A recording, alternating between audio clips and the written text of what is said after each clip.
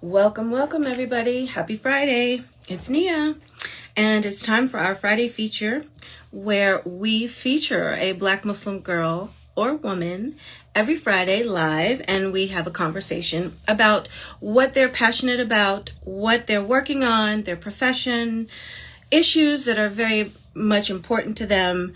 And that's pretty much what Black Muslim Girl Fly was founded for, in order to uplift one another and to give platform for our unique narratives. I founded Black Muslim Girl Fly back in 2018. And the purpose is for us to shine a light on our successes, our greatness, what makes us awesome, all those things that mean that we're fly. And this Friday, our guest on March 1st is none other than Jamilah Thompkins-Bigelow. She is another author that we've had. Last Friday, we had Ashley Franklin, who is amazing and wonderful. And we spoke about Black Muslim stories. And today we're going to venture into the same area with another beautiful Black author. And her name is Jamilah Thompkins-Bigelow. And there she is. I'm going to go ahead and invite her into our chat so that we can get started. Wonderful. And if you are not familiar with Black Muslim Girl Fly, please visit our and bmgfly.org to find out more. Like I said, we were founded in 2018 with the purpose of uplifting and providing a platform for Black Muslim girls and women in all professions, and a place where we can shine a light on our unique narratives, as well as empower us in our professions and in our art, and build community and fellowship. And this week, we are talking with Jamilah Thompkins-Bigelow, who I just invited into the chat. There she is. Welcome.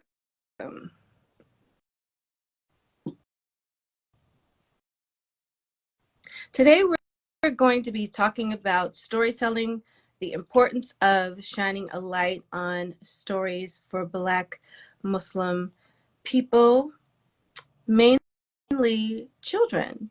Jamilah writes children's books. And, oh, unfortunately, something happened with, there we go. She's having some technical issues.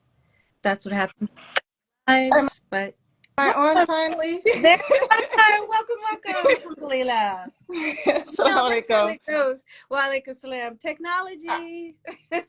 I'm so sorry. And then I haven't been on Instagram Live in so long, and my phone was giving me all kinds of, you have to change the settings, you have to do this and that. And I was like, what? Just what's going on? That's cool. No problem. We are live. And like I said, Jamilah is an author, a Black Muslim woman who is after my own heart, a storyteller. I'm a storyteller as well.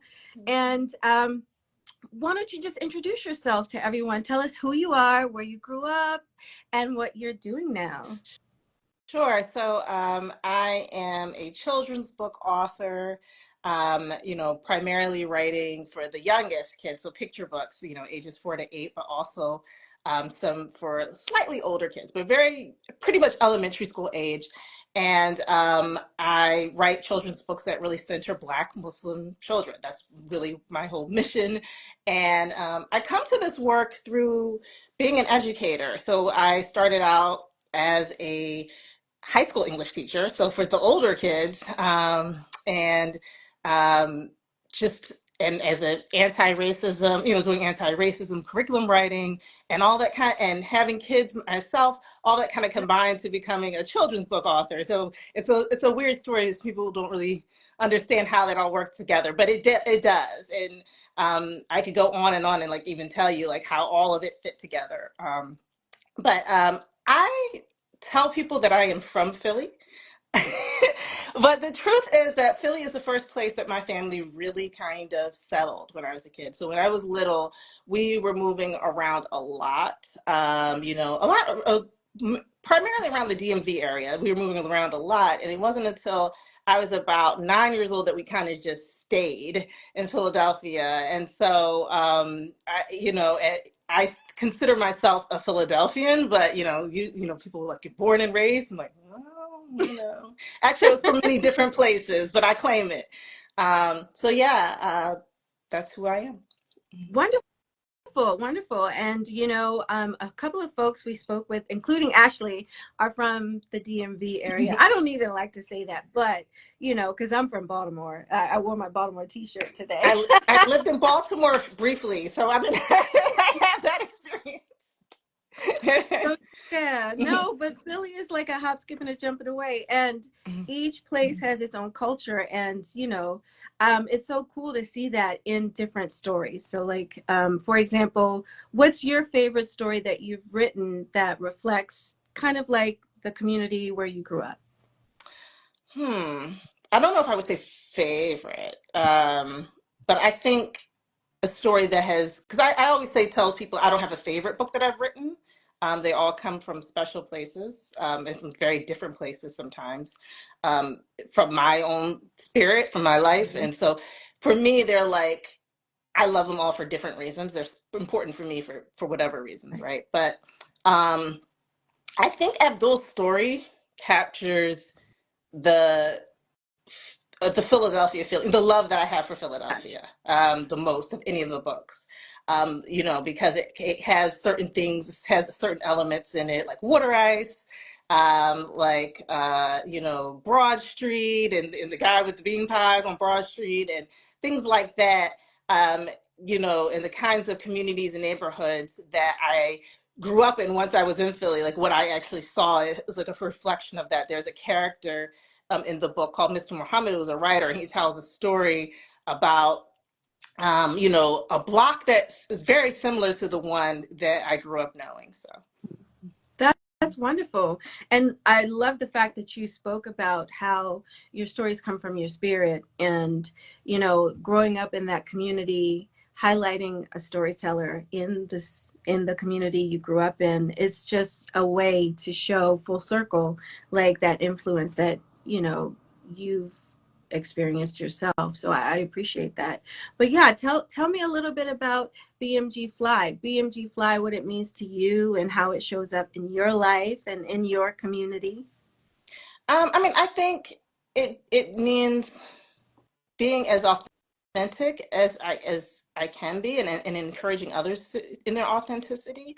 I think that a lot I think as a Black Muslim woman, like I can be judged for so many different things, on so many different things, from within people who are within my community, but and also people outside of it, right? Like there are different ways that people can dismiss me, can discriminate against me, can judge me, can whatever, can form their opinions, Right. and I think when women like us, if we are able to push past that and say, you know what, I'm authentically me, and I'm going to be me, and I'm not going to deny it. I'm not going to pretend to be someone else. I'm going to embrace fully what that means. Then that's when you get your fly, right? That's when you attain your fly. And when you recognize that in another sister, when you see that she's doing the same thing, right? And then you encourage her in that, you cheer her on in her light, right? That you are excited for her. That is part of that, right? That back and Yep. forth of, supporting us and being, who we are. Because I think that Black Muslim women, we are fly. Like that is naturally who we are, right? And so, but we have to embrace it. We got to know that we are. We have to understand that we are. And so we have to tell each other, yes, I really love how you do that. I really love how you create. I really love how you write or do business or do whatever it is that you do, or, lead the community, teach Islam. I love how you do that, how you dress, how you do fashion. I love how you do that. And when we do that, then that is that BMG fly for Absolutely. me. Absolutely. I remember when we spoke, you had talked about your mother and her influence, and I resonated with that because that's literally why I started BMG Fly, because of my mother's influence, right down to the way that I wear my scarf. We're wearing Mhm. red, like that wasn't planned, but I but know. Mhm. talk about that, like the importance of that being passed down to you from your mother, like that inspiration that you gained from her that led you into storytelling. Right. So, and another thing that sometimes people don't know about my background is like always these layers, right? So my mother is an African immigrant, right? She came from Guinea. You know, my father is African American, he black, right? So I'm mixed with black and black, right? But it's two different black cultures going on, and that gives me like these different layers, right? And Right. my mother, I feel like passed down certain things that are very, how do I want to say it? Like they're almost subconscious. You know, Mm-hmm. they're sort of, they're deep rooted. I mean, so Yeah. for me, I mean, the first one of the big things is that my mother, um, her family line, they're actually like from a line of griots. Like that name is known, of Jollies, this is the Oh, word, right? Jalia. And I discovered that late in life, but it does make sense, right? That this is kind of, when people hear that last name, it's, from the Mandingo culture, they understand it as these are people who are that. And that sort of, I feel like a lot sometimes, like you don't might not know it yourself. My mother didn't talk about that legacy as I was growing up, but you kind of you're like, oh yeah, I know that is there, right? So there's that, right? But then there's also things that my mother did that I never considered as storytelling as a mhm. kid anyway. But they, as an adult, I reflect, I'm like, oh wow, this really was kind of a telling thing, right? So my mother, her language, she didn't trust her the way she spoke English. She didn't feel comfortable in speaking English, and like, she didn't really read aloud to us, that kind of thing. But she sang to us a lot, and she sang around the house a lot. She was constantly singing, and she was singing in English, and she was singing in French, and she was singing in Mandingo, and this was a constant soundtrack in the background of our home, and constant like different languages being spoken when she's on the phone, when she with her friends, and that sort of stuff kind of created, I think, a sound, a sort of vibe, a rhythm that influences my writing, right? I kind of hear those sounds at the same time, right? And so it's interesting that, I think of, for example, a book like Your Name is a Song as being very, very hugely influenced by those cultural sounds, those cultural voices, right? Playing a part, this book where, we're singing out names, right? And the mom is very adamant that you can sing out a name. And my mother actually used to sing out my name, now that I think about it, and it's just sort of ingrained, and you don't even know it because it's so ingrained. It's just a part of how you walk through the world. Yeah. So yeah, I mean, for sure, like there's the influence that's there, and it's not always something that is like, I am going to teach you how to write stories, and this is how I'm going to do it. It's sometimes something that just is a part of the fabric of your life. That's so beautiful. And especially, I love the title, Your Name is a Song, because that in and of itself is an empowering phrase, not just um, giving you permission to be very proud of what your name is, especially when we're kids. And let's talk about some of our names. Like, for example, my brother and I were talking about he wants to change his name because Wow. his name is Mujahid. Oh, But that is such a beautiful it is. name It to is. me. Like, Yeah. I, Yeah. I used to be jealous of girls whose name, like my sister's name was Rashida. Hmm. My name's Nia, three little letters. He's like, I want a longer name that takes up space. Exactly. But Hmm. eventually I had to learn, like you said, your name is a song, and your song is your Right. story. And to me, all songs tell stories, and all songs tell it like an experience that was very much um, influence you and changing you into who you are growing into. And so, like, embracing your name and being proud of it and being able to say it and invite people to say it properly. You'd be surprised how many people mispronounce my name. Nia? Yes. Oh my gosh. And by the way, let me tell you, it's a very beautiful name, you know, the meaning and and just the sound of it, you know, it's short, doesn't take a bunch of space in terms of letters, but in terms of the spiritual piece of it, the faith piece, it does.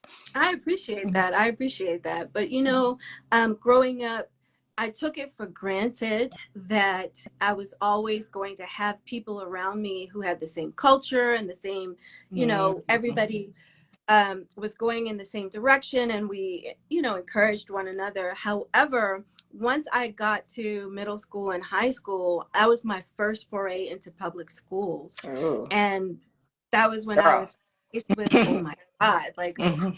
culture shock, right? Right. But when I got together with my girlfriends, when we went to like halakas and Juma, and, especially during Ramadan, which is coming up, I'm so excited about. But that sisterhood was so important because we kind of galvanized one another before we went back out into the world. Mm, And to me, when we read stories that reinforce our culture and remind us that we have that place, that safe place of home to go back to, that's so important. And I see it in your stories. Like, I really admire that. Alhamdulillah. Which story do you think stands out as your most popular story? I know you talked about Your Name is a Song, but are there any others that like stand out with the storytelling that you do? I know you go out to schools and you oh and yeah. you Mhm. you just tell me a little bit about that. Which one is the most popular, you Well, I mean, think? Your Name is the song I have to, it's by far the most popular. It just is. Um, and it's been a blessing, how embraced it is. Although my other books have also been embraced and loved on.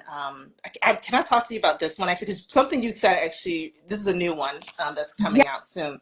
But something you Yes. Oh my said God. made me think about this one. Sister Friend, I love it. and this one, they're both Muslim girls, and we start out with really Amina in the story, and she doesn't feel seen. She feels invisible in her classroom. She is like the only, right, the Mm, only black child, and it's actually based on an experience I had when I was in first grade. For a few months I was in a school where like I was the only like black kid in my class, and the kids made sure I felt that, and unfortunately, and in the story though, so I wrote a story like that, and there are lots of children's books like that, and I didn't want to write a children's book about black or brown kids being excluded by white kids, and the solution being that the white kids start to or become nice, and then that is and that's the way that, and the black kid like gets to fit in, or the brown kid gets to fit in, and that's the way that, resolve the situation. mhm, I wanted children of color to find each other, mm, and be supported in that way. And it wasn't to leave white kids out. I kind of want them though to recognize, I visit lots of schools, and sometimes I do see that kid that's a little, it's different in some way, being excluded, and I wanted those kids to kind of recognize at the end of the book, wow, like that wasn't really good, like they, and look how much fun these kids had when they became friends, right, when they formed a friendship, right? So to kind of think about who's being excluded. But one of the things that happens in the book is Amina goes to her masjid after school one day, you know what I mean, which is something normal for her, and we get to see her playing with other kids, right? And so in the beginning of the book, it says something about, why didn't see her? Was it because of her brownness? Was it because of the twists in her hair? She wasn't really sure why she kind of disappeared after the first day of school. But then when she goes to the masjid, let's see if I can find it quickly. I'm taking too long. no worries. No worries. I'm so excited because It's this is a story that looks like it will touch so many different people. right.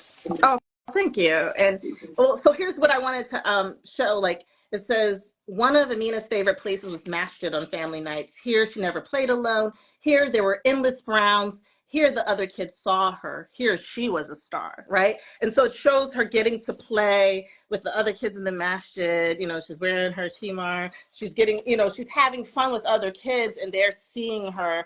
So that you can kind of see this is some ways that sometimes, children Muslim children, Black children, children of color, like this is how they get support, right? They go into these different spaces where suddenly they're normal again. They get to be normal. They get to be the star. They get to be seen.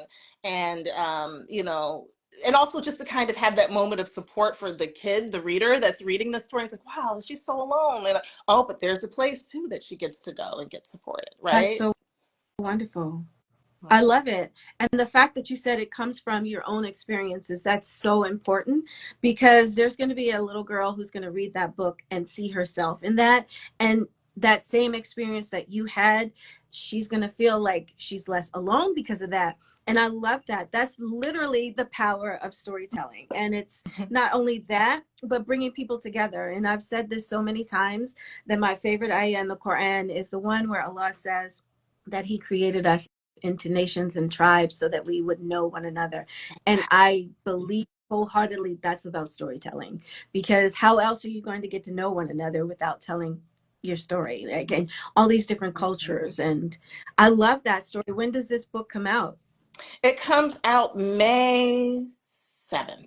How, Don't get me to line. I should know my that's release date. May wonderful. 7th. Yes, May 7th. That's awesome. And you said that you go out and you read these stories to different schools, and understand that that's also a way that you're demonstrating your BMG fly, because there's going to be a little girl out there who sees how powerful you are, how you've created this wonderful product, and you're so professional, and this is something that people will look up to, and a little girl in the audience might say to herself, I want to be just like her. I want to write books just like that. So, I love it. I love it. I want us to have more books. So inshallah, I'm hoping like, oh, they'll be like, oh, I want to write too. It's always Tell exciting us to me when I hear more them because about I that. want to write books. How did you get into publishing? Talk about the process, because there are so many people out there who are like you, who want to write, but they're afraid, or, we're socialized to think, oh, creative endeavors, that's not a professional. You need to have like a job where you Yeah. you have a degree and you go to an office with a briefcase. And tell us a little bit more I about believe your that. process. Yes, I used Yeah. to believe that. Yes, and I sometimes still do. Like it is true. It's hard, right? It's very difficult to work in creative industries, right? Because you kind of rely on, the consumer, right? People to consume it, but also people in industry to treat you right, right? And to like, not be vultures and take advantage of our people who understand the money and can get, those different things, right? And I think it really started with my own children, and reading to them when they were very little and just wanting to see more Black Muslim boys in books. It started with that. And it started with, but then I could say it also started with, doing anti-racism work, right? And um, being, people don't talk about Trayvon Martin anymore, but that was really pivotal in my life, being very shaken by that personally, and recognizing the ways that that people can demean and diminish Black people, the way anti-Blackness functions, and understanding that, representation or lack thereof is a way of, it's a way, it's a part of the conversation, right? That if you don't have stories, if we don't have our stories, then we can't, like you said, we can't have that connection, right? You can't, and it's very easy to dehumanize, right? Right. So, if our stories aren't out there. So it maybe it began with that. It might have began with, I had, around the time I started writing, I had gotten diagnosed with lupus. And I remember wanting to write. I've always wanted to write, because writing for me began when I was 7. It began when I was 7. I wanted to be a writer. And I kept pushing that inside because I needed to have a real job. Yeah. But whenever life has been difficult for me, whenever I've faced challenges, Yeah. I have turn back to writing. It is something that's just there. It's something that I need. It's something. And so it began with me saying, you know what, I need to write. What can I write? And starting to write different things until I landed on, wow, I really love this form. I really like writing for children. I really like writing in the voice of children. So That's wonderful. And like you were saying, the voices of children are often the most overlooked. And, you know, as a former educator myself, I was a teacher for over 25 years and I loved every minute of it. And my favorite grades to teach were the younger kids. You know, I taught anywhere from pre-K up to high school. And I even taught adults at one point in my career. But it's that pivotal moment when second grade, third grade, when they realize their autonomy and they realize, you know, I can take up space. And that's so important. Like you said, that representation is so important. And I love when we were talking earlier offline about the importance of Black Muslim stories. Yeah. And in the realm of Black children's books, you know, there's not a lot of us in there. And then in the realm of Muslim children's books, there's not a lot of us in there. But, you know, that push, that mission that you have to build that space where it all overlaps, I love that. Tell us, like, you know, what is it that you would love to see? And, you know, how can we help make that happen? I mean, I just, my goal when I started out was that I wanted to always put something different, some different word or concept, idea onto bookshelves, right? Onto the public library's bookshelf, right? When I write a story, that's kind of like, you know, what is it that I'm adding? I don't want to recreate sort of the story. So I want to tell stories that haven't been told, you know, like Salat in Secret, right? Like that is a story about a kid, you know, trying to make Salat, um, and you know, while he's out at school, right, and being brave enough to kind of ask for a place.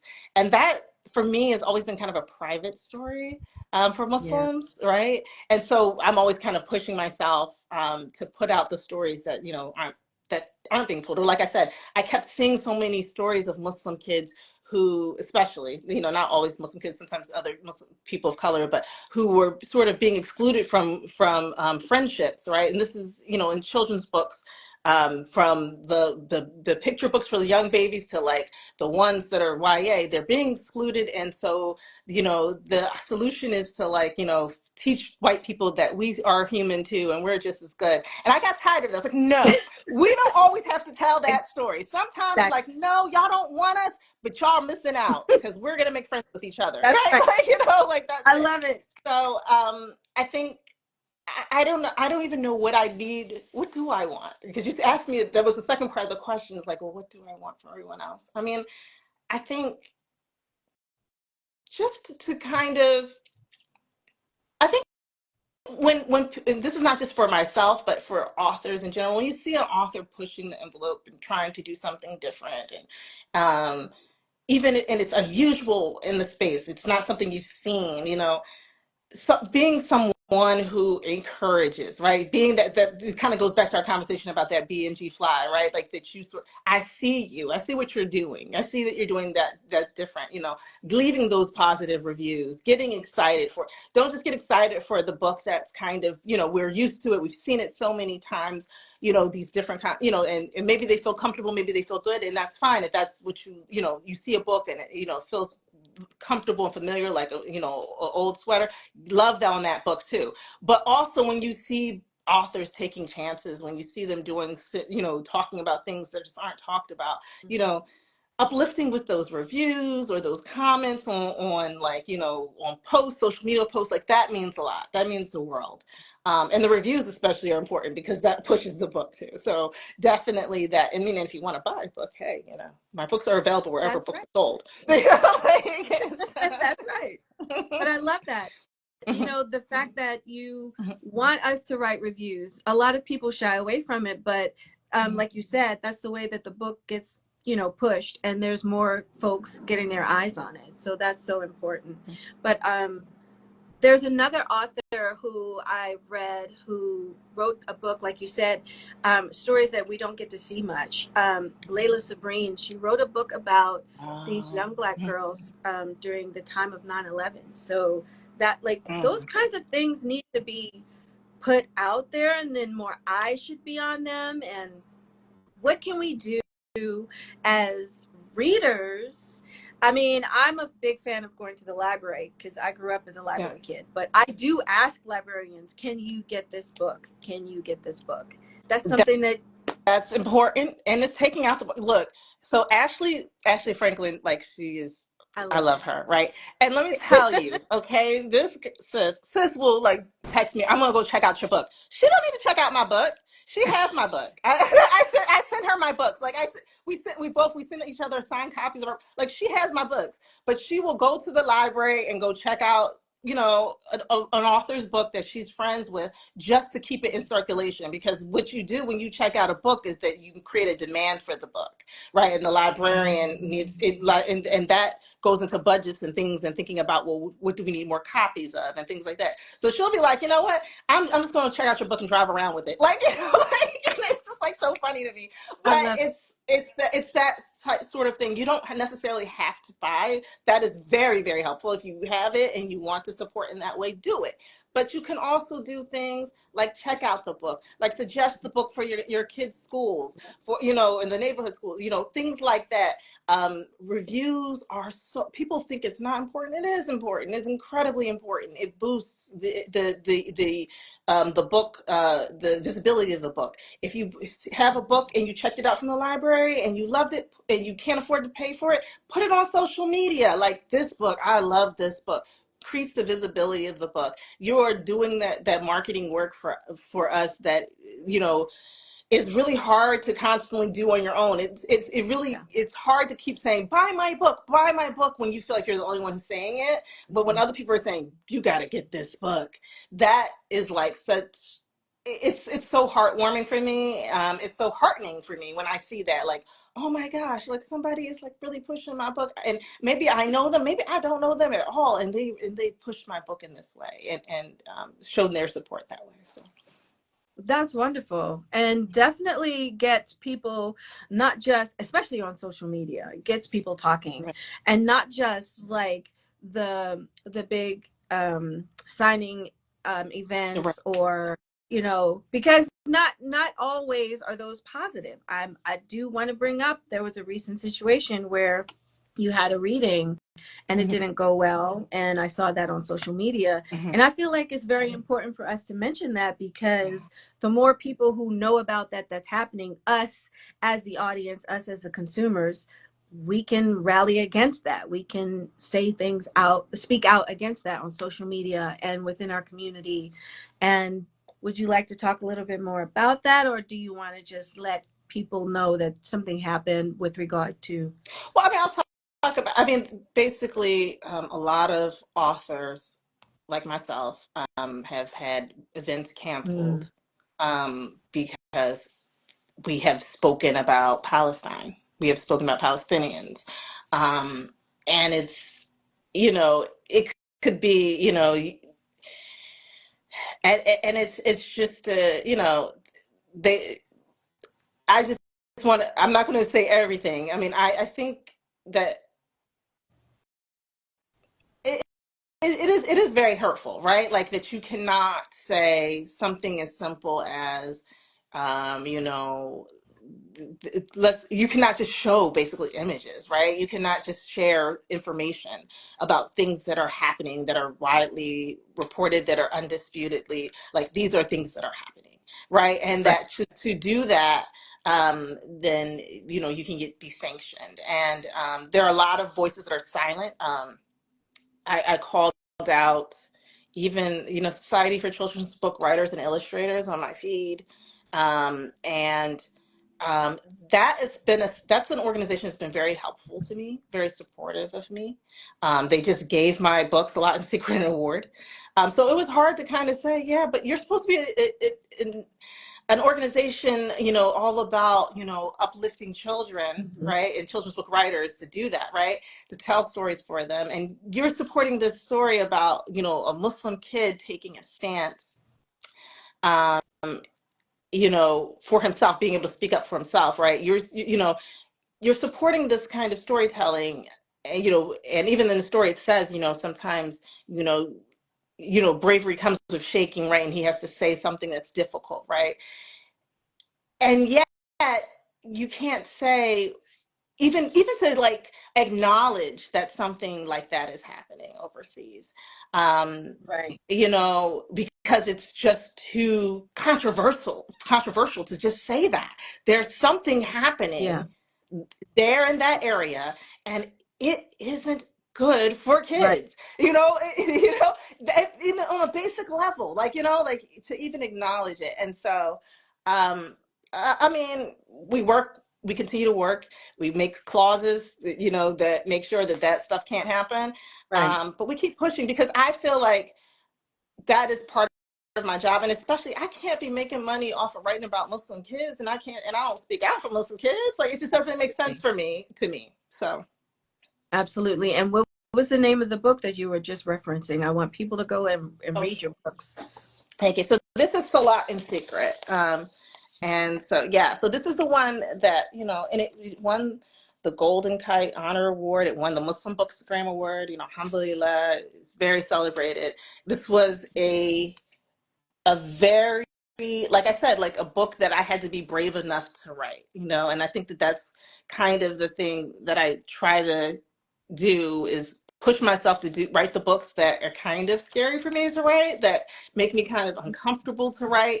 Um, but that I know, like, you know, that they need the stories in them need to be told. So yeah. Absolutely. I appreciate that. And there are Muslim children who are being affected by what's going on. So, absolutely, as a children's author, you should be able to advocate for the people who read your stories. That's who you're writing for. So, and in every industry, we're seeing so many people who are being silenced and sanctioned. So, like, yeah, I agree with everything you said. Someone in the quotes, your books are featured in my CDA credential coursework. Alhamdulillah, look at that. Alhamdulillah, Your that's like, your books wow. are reaching far. Alhamdulillah. Alhamdulillah. And shout out to Ashley Franklin, who just joined a few minutes ago. Hey, Wonderful to have Ashley, we you. were just talking about you. Absolutely. As storytellers, it is so important for us, like you said, to push those boundaries, to write those stories that are a little scary, because the status quo are those stories that are acceptable and Yeah. comfortable, and, you know, and it is important for us to embody that spirit of bravery. I can't, the quote just escaped my brain, but I'm sure you remember the quote where I believe it was Nina Simone, where she says that it's our responsibility to reflect our times in our art. I don't know why I'm Mm. having a. I'm 50 this year, so I think it's my old lady brain, but it's really it's really our responsibility Yeah, as right. artists to reflect the times in which we're living in, and call out injustices and write stories about those children who are silenced, who are made invisible, to give them that sense of being seen. And I'll talk about it for all of my days, about how impactful that book Stevie by John Septo was to me. And I Mm. was probably 3 or 4. I think I was 3 years old, and that book still, like, I see it vividly in my mind, and I get emotional when I think about it, because that was the first time I ever saw myself in Oh, any kind of medium, and I felt validated as a human being. And that's something that stories have the power to do. So, alhamdulillah, thank you for doing that. All right, well, tell us, what else can we look forward to coming up? I know we talked about so Sister the sister. Friend. Yes. Sister Friend comes out May 7th, but I also have some other picture books coming out. In next year, I will have, okay, let me not mix up. Okay, so I have, wait, it's Together We Are Sunshine. So Together We Are Sunshine is just three sisters just kind of playing in nature, but kind of playing out their sibling relationship, trying to figure out it's the oldest, the middle, and the youngest, Uh-oh. and figuring out things as they figure out nature together. And it's a really cute book. And it's illustrated by Raisa Figueroa. You have to look at her art, and she just does an amazing job with that book. I've seen sketches, and I'm just blown away. Oh, what? So that one, yeah, is coming out. Say her name again. Raisa Figueroa, sorry. Mhm. Raisa Figueroa. All right. Awesome. I love it. I love it. Especially the story about the three sisters, because let me tell you, my sisters and I We were like the Three Musketeers, and like you said, oldest, middle, and youngest. There's some adventures. I'm looking forward to this one. Thank you. Alhamdulillah, alhamdulillah. All right, so Sister Friend comes out May 7th, and then Together in Sunshine. Together we are sunshine. Oh, Together We Are Sunshine. I love it. And that comes out next year. Next year. Oh, wonderful. And yes. And are hopefully there okay, cool. And are there any things that you are doing this Ramadan with your stories? Any readings or book signings coming up? let me tell you, I do I kind of take a whole break all during Ramadan. I don't do anything. It's like I know because I know You people want deserve. events and stuff, but I'm kind of the person who doesn't. I will be in Washington D.C. though on March 13th for the Walter Awards. So yes, that I'm going to be accepting it for Grounded, so the Walter Honor Award, and it's open to DC children. So I know DC students will be there. I'm not sure how, but that will be coming up, and I will be in Texas in April for the Texas Library Association, so you can find me there as well. Yeah. That's wonderful. Awesome. So Grounded. And then I do want to give a shout out to Mommy's Kimar, which is another good The book. OG, that was the first one. Yes. Your name is a song, all of them. So go to her website. Give everybody the website. Yes, JamilahTheWriter.com. I'll even it's just type. It's very like straightforward. Just my name, Jamilah the Writer. I'm just writing it out here Absolutely. like this. So just put JamilahTheWriter.com, and you'll get to my website. You'll see my books and what's coming up. Alhamdulillah. Looking forward to more. And thank you so much for joining me in this conversation. I definitely, I love it whenever I get to talk to Black Muslim women storytellers because you are me and I am you. Oh my God. Yeah, I appreciate it. Thank you so much for having me. This has been lovely. Wonderful. All right. One thing before you go. What would you like to see from BMG Fly this year? Ooh. I would like more, I guess, space like spaces. How do I want to say this? Like gatherings, and like I know we it might not so much be physical, like in-person gatherings, but either online gathering spaces, like for us, whether that's like an event or there's some regular type thing, but just like this is the get together. This is how we'll talk. Like I remember, back when what was that thing called? The phone app. When we were doing the conversation app, I forgot what that was called. It was like all the rage during the pandemic, and then it kind of like fell off. But I remember there were conversations that we were having on that. Oh, I know what you mean. Clubhouse. Clubhouse, yes, that like Yes. disappeared completely. That But was we were having conversations on Clubhouse, and although Clubhouse kind of was wonky and weird, I did love like being able to have a space to have those kinds of conversations. And I think just having something similar akin to, with the platforms that actually do work, right? Or on Zoom or something like that, but organizing that so that we can have conversations, and just. I love that. Yeah. That's very similar to what a few other guests have said. And I love that because I have some things in the works that definitely are going to fit the bill, inshallah. So stay tuned, guys. Keep following us here and follow Jamilah on Instagram and go to her website and check out her books. Alhamdulillah, thank you so much for sharing your story and just having these conversations really gives me life. So I hope it does the same for you. It does. It does. Thank you. Oh my gosh. Thank you. All right. Well, All assalamu right. Have a alaikum. beautiful Friday. You too. Assalamu alaikum, everybody. See y'all next week. Bye.